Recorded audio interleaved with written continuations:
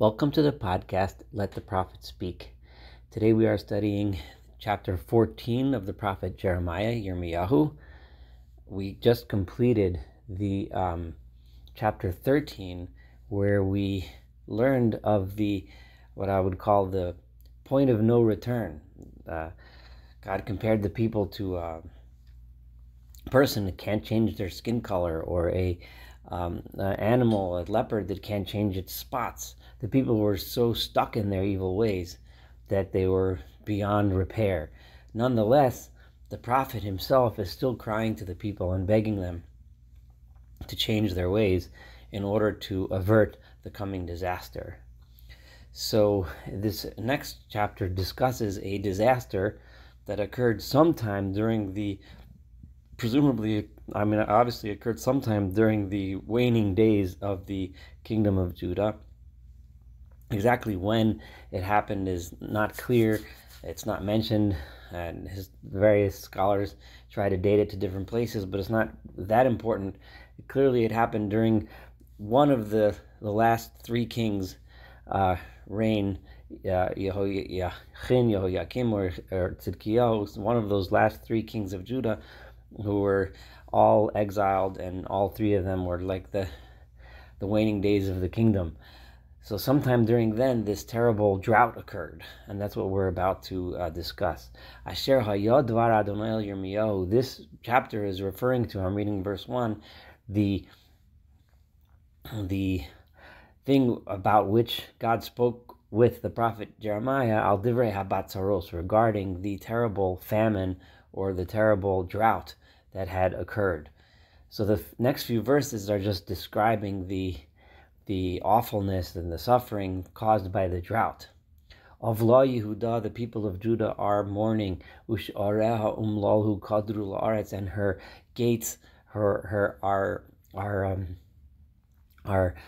desolate. Kadru la'aretz, they have people have just fallen to the ground or bowed to the ground. V'tzivchat Yerushalayim alasan, the cries are coming from the city of Jerusalem.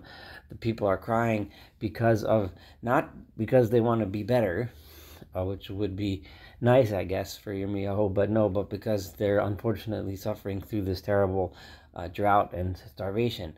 Va'adirehem, and the noblemen, the people and the owners of the fancy houses, shalchutz irehem lamayim, they sent the younger ones, or their servants, they send them out to go get water. Ba'u al gave him, and they went to the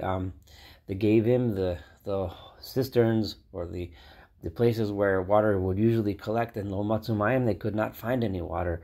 Shavu chalehem rikam, and they come back with empty vessels. Boshu v'hachlmu, they are shamed and embarrassed. V'chafuro sham, and their heads are bowed in shame. The image of the servant sent on a mission, and he goes all around to every place to find water and can't find anything. Ba'avur ha'adamoch, because the ground is destroyed, it's parched. Ki lo haya geshem ba'aretz, there hasn't been any rain in the land. Boshu ikarim chafuro sham, the farmers are all in shame. All their heads are all bowed because they cannot produce anything. And in a society where honor comes from money, and when honor comes from earning a living, then when one cannot grow crops, they have shame. Imagine a society that we should have rachmanut, we should have pity, we should have mercy on the farmers that can't. But in this society, as corrupt as it was, when the farmer didn't have produce, the people looked at him as if it was his fault, and there was shame. The same thing with the servants. Obviously, it's not their fault that they couldn't find water, but they come back to their masters and they're shamed because they can't produce the water, and the masters look at them as if it's their fault. That's how corrupt the society was. Ki gam ayelet basadeh, but the drought is so bad that even the ayelet, the antelope or the gazelle in the fields, yaldav azov, she gives birth and then forsakes her baby because she has nothing to feed her. Ki lo hayadesha, there's no grass. She can't eat grass. She can't nurse her baby. That's how bad the drought is. Ufraim, and a pere is the wild donkey, the Asian wild donkey that is native to the land of Israel. And these donkeys also, they don't have water. Amdu al shifayim, they are standing on the high places, on the mountains. Shu'afu ruach katanim, and they are smelling the air like jackals. Tanim, we've had this word several times, and as they're dogs who sniff the air to try to find their prey.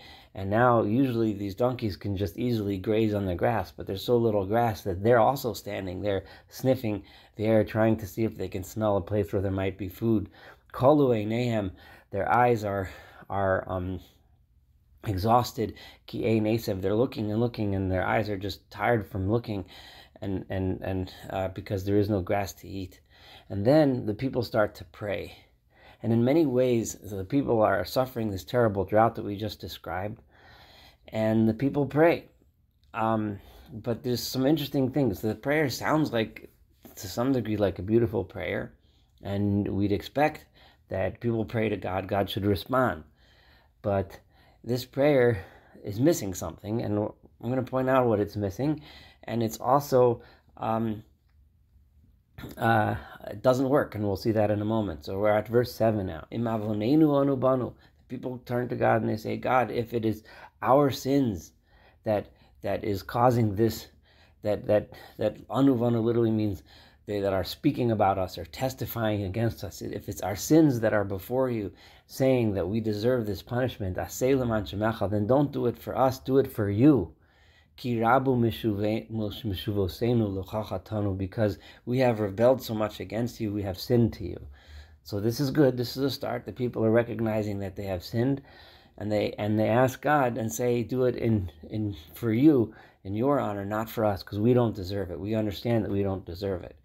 Mikvei Yisrael, and the people address God and say, God, you are the one whom the hope of Israel has always been in you. Moshi O Be'etzorah, God, you are the one that has always saved the people of Israel in times of suffering. Lama tiyeh keger ba'aretz, why are you acting as if you are a stranger in this land? We're supposed to get preferential treatment, the people of Israel are saying. Well, you're supposed to save us like you did from Egypt and like you've done so many times. And now you're acting like a stranger in this land, like you don't belong here. You're acting like a guest that just stopped over here for a night to sleep, but not like the God of Israel who lives here and resides here and takes care of us. Lama tiyeh ish nidham. Why are you acting like a man who is stunned?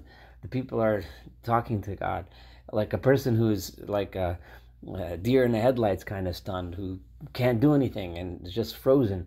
Kigibar, or like you're acting like a powerful person, lo yuchal hoshia, that can't step in and do anything. So imagine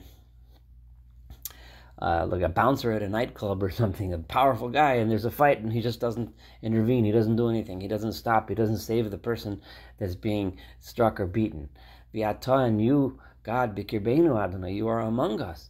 V'shimcha aleinu nikra, and your name has been called upon us. Everyone knows that we are the nation of God. Al tanichenu, don't forget us, don't leave us. So the people's prayer had some good points here, but they didn't.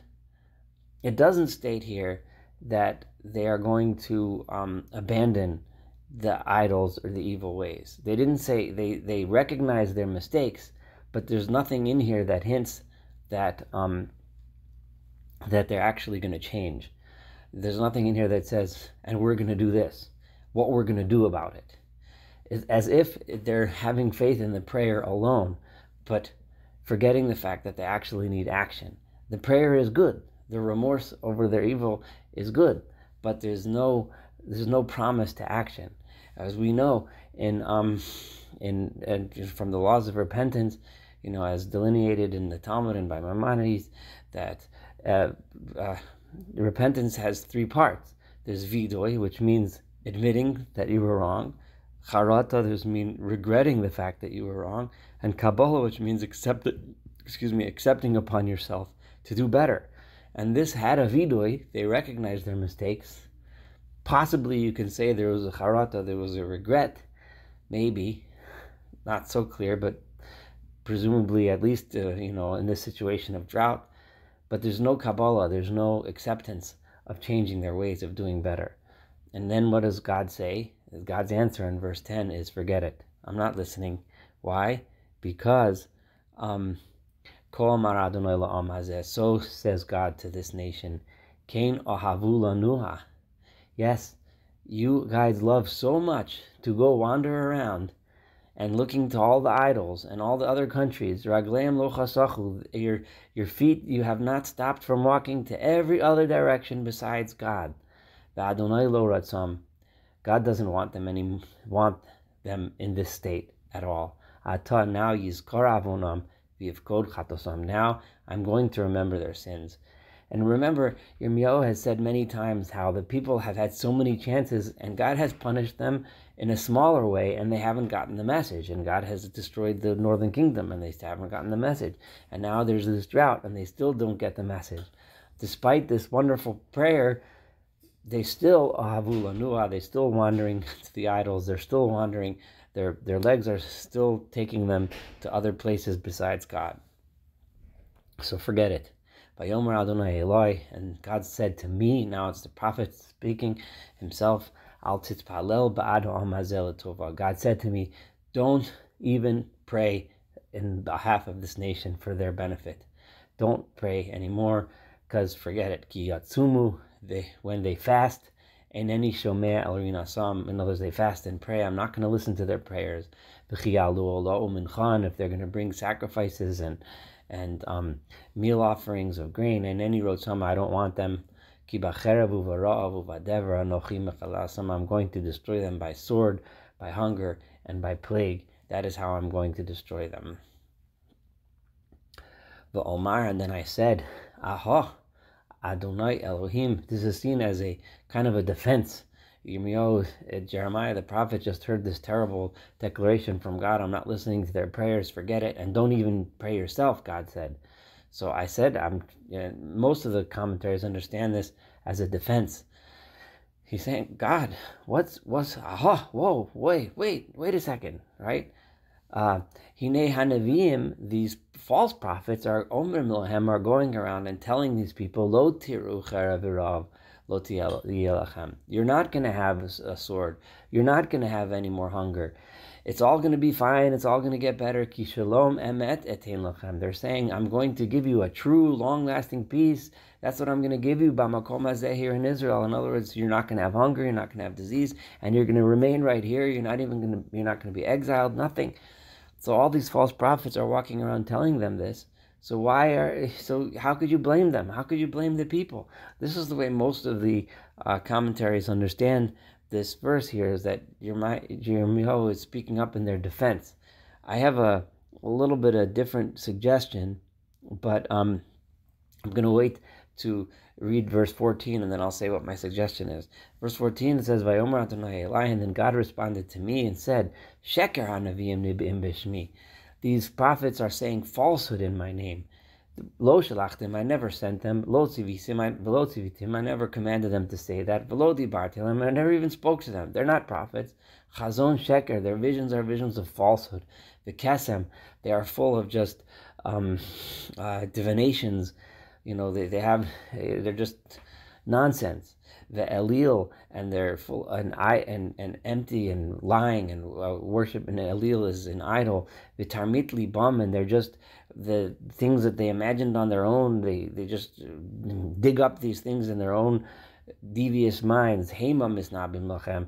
They are the ones who are saying all of these prophecies to you guys. Now, it doesn't, assuming that the correct understanding is that the Yirmiyahu was defending the people when he mentioned the false prophets. This God's answer doesn't make that much sense, because God doesn't answer that charge. God identifies that they were false, but still, how can you blame the people? Go ahead and kill all of the false prophets, but why the people?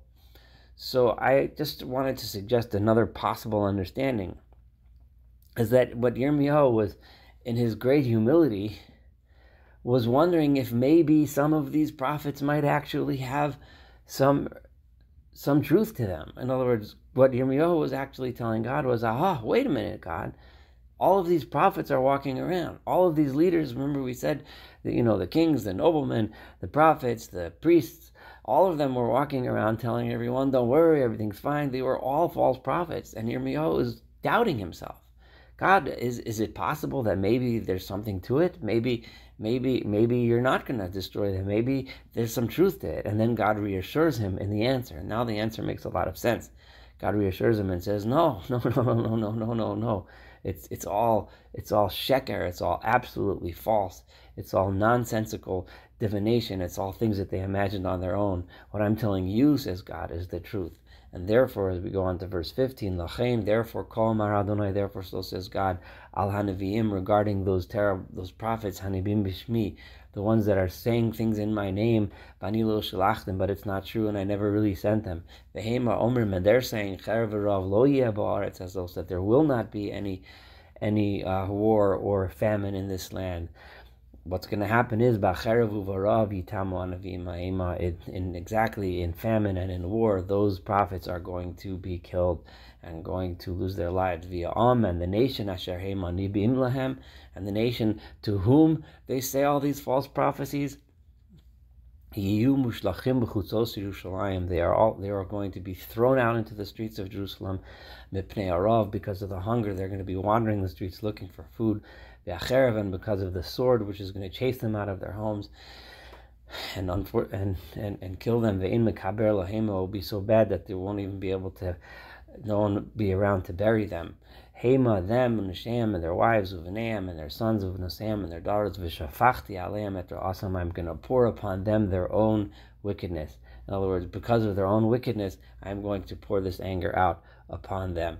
V'amarta Aleim es hadavar hazeh, I want you to tell them as follows.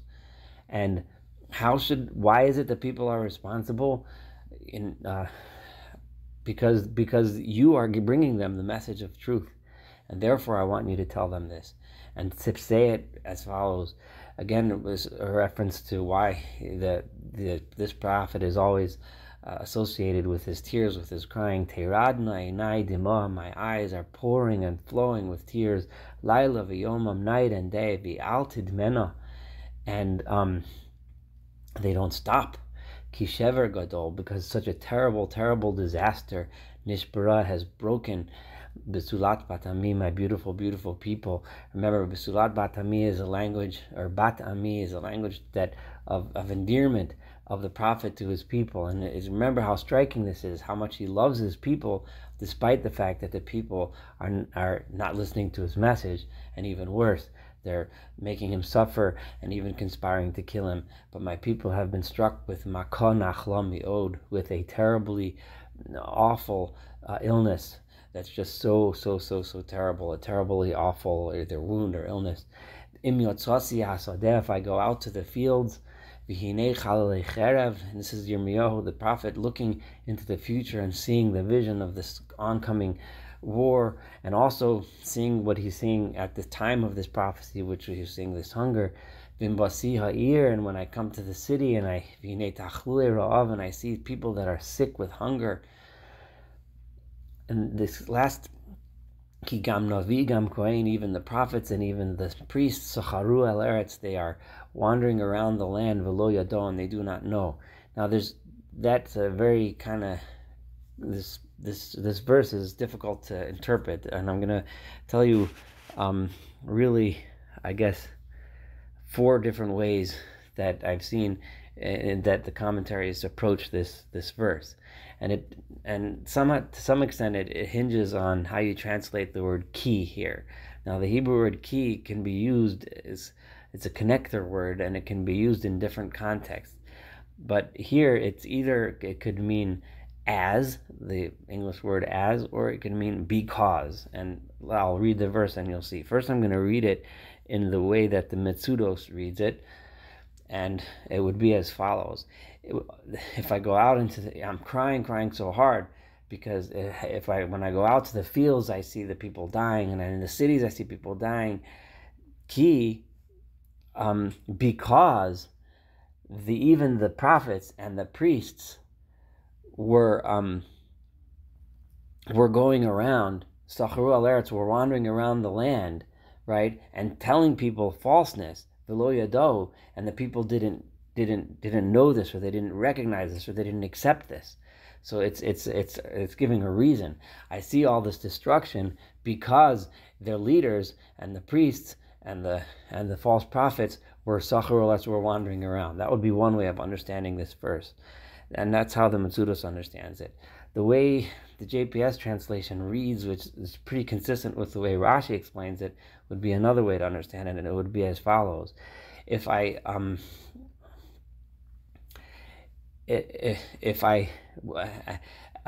crying because I'm going out in the field and I see the people dying, and I see in the cities all this destruction.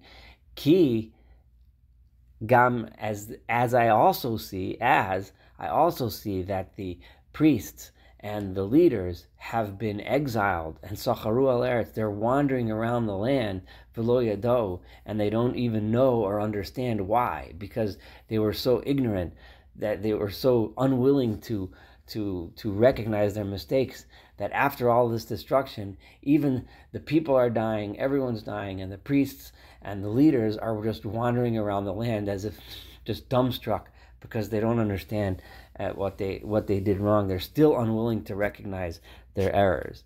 The Radak reads this a little bit differently, as it's saying over here that there's all this destruction happening, as the priests and the leaders have already went into exile, and even in exile, lo yado, they don't understand what's going on. Another way, the Targum is kind of a